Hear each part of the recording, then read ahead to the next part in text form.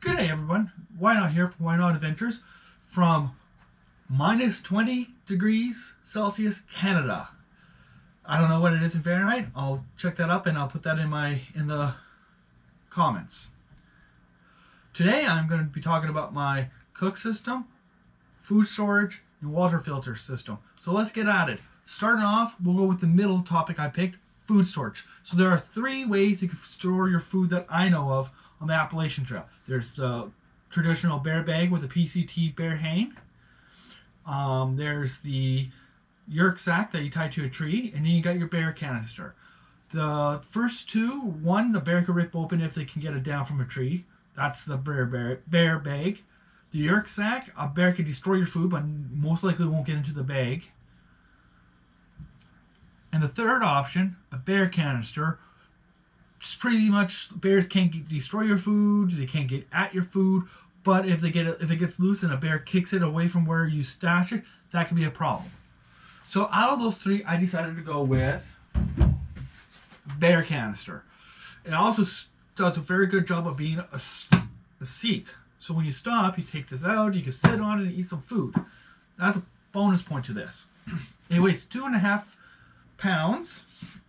It holds 11.5 liters of food, and it's made of a polycarbonate material. I got some stickers on it to distinguish it and make it personally mine.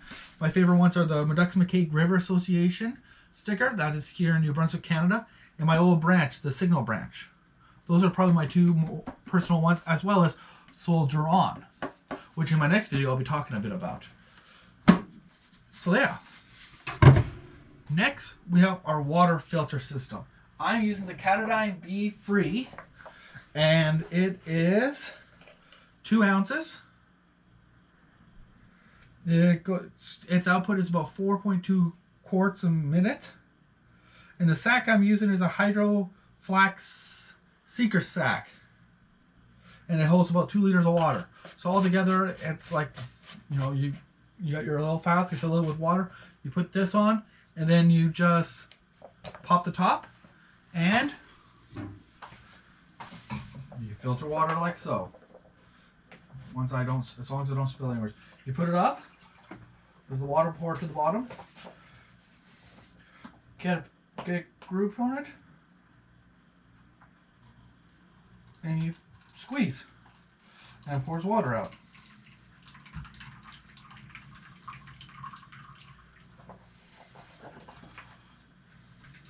I haven't used this filter in a while, so it's a little dry. So this is a good thing that I did that, because then it's getting moisture before I hit the trail.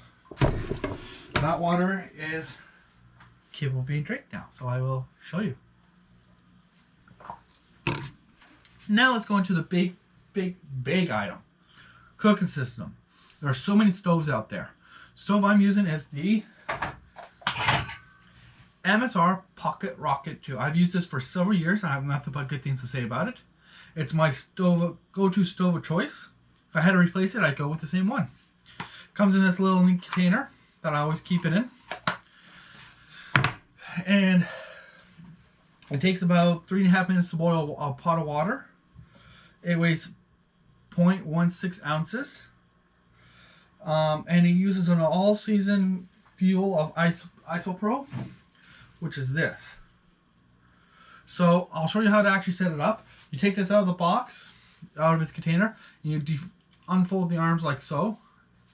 They fold and wrap around. You knock out the starter or the latch.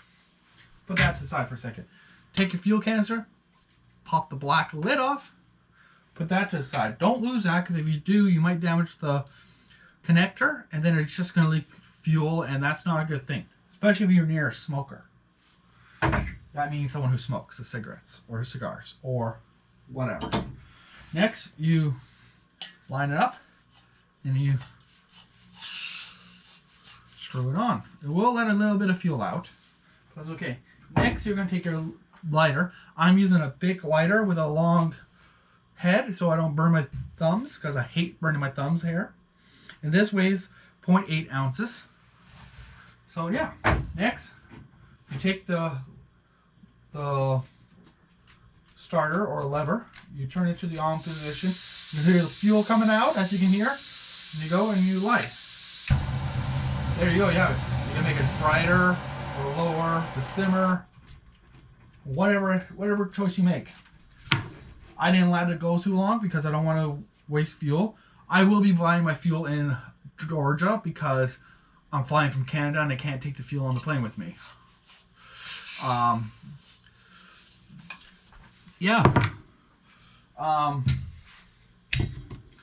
Next is my MSR Titan kettle.